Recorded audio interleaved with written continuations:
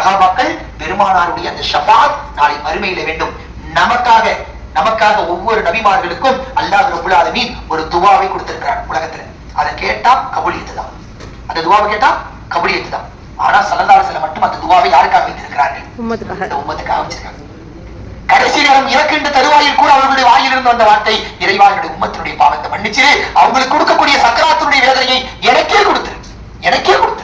நமக்காக நம்முடைய சக்கராத்துடைய வேதனை சாதாரணமான வேதனை இல்லைங்க. பெருமானாருடைய அந்த கடைசி நிமிடங்களை நீங்கள் எடுத்து பார்த்தால் புகாரிலே புரட்டி பாருங்கள், முஸ்லிம் ஷரீஃபிலே புரட்டி பாருங்கள், தெளிவான ஹதீஸ்கள் வந்திருக்கிறது. பெருமானார் பெருமானார் தம்முடைய வாழ்நாளில் முன் செய்த பாவங்கள் மன்னிக்கப்பட்டவர்கள், பின் செய்த பாவங்கள் மன்னிக்கப்பட்டவர்கள். ஆனால் சக்கராத்துடைய வேதனை தெரியுமா? கடுமையான முறையில் இருந்துச்சு. கடுமையான முறையில் ஆயிஷா சொல்றாங்க, கடைசி நேரம் பெருமானார் என்னுடைய நெஞ்சத்தின் மீது சாய்ந்திருந்தார்கள். ரூஹ் ஓடிக்கிட்டு இருக்கு, இன்னும் சற்று நேரத்தில் நின்று விடும். கடைசி நேரத்தை நெஞ்சத்தில் இருந்தாங்க. அப்போ சொன்னாங்க, ஆயிஷா என்னுடைய நரம்புகள் எல்லாம் அறுக்கின்ற அளவிற்கு எனக்கு வேதனை சக்கராத்து இருக்கிறது. அறுக்கின்ற அளவுக்கு சக்கராத்து.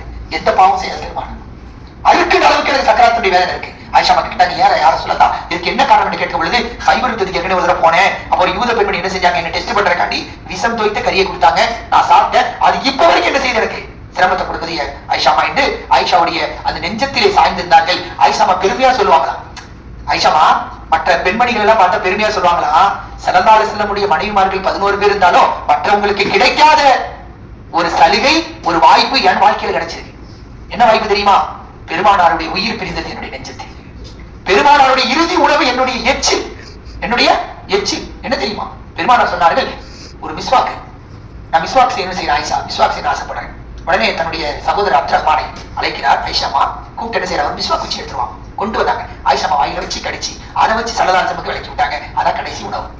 அப்ப ஆயிஷாமா சொல்றாங்க, என்னுடைய கடைசியில மற்ற மனைவிமார்களுக்கு கிடைக்காத வாய்ப்பு தெரியுமா? பெருமானார் இறந்தது பைத்தி, இறந்த வீட்டுல. பெருமானார் இறந்தது சதிரி, என்னுடைய நெஞ்சத்துல. பெருமானார் சாப்பிட்ட இறுதி உணவு ரீக்கி, என்னுடைய எச்சில். அரபி பைத்தி, சதிரி, ரீக்கி. அப்ப பெருமானார் இறுதியாக இருந்தது என்னுடைய வீட்டில். வேற எந்த மனைவிக்கு அந்த வாய்ப்பு கிடைக்கல. 11 மணிமார்கள், சமகாலத்துல 9 பேர் இருந்தாங்க. ஸல்லல்லாஹு அலைஹி வஸல்லம் எத்தனை மணிமார்கள் இருந்தாங்க? 9 பேர் இருந்தாங்க. 9 பேருடைய வீட்டுல இல்ல, என் வீட்டுல தான் இருந்தாங்க, என் நெஞ்சத்துல இருந்தாங்க, என்னுடைய எச்சில சாப்பிட்டாங்க. அது எனக்கு பெருமை, எனக்கு சந்தோஷம், அல்லாஹ் எனக்கு கொடுத்த வாய்ப்பு என்று ஆயிஷா சொல்லியிருக்கிறார்கள் என்று சொன்னால், அந்த பெருமானாரை நாம் பார்க்க இருக்கிறோம்.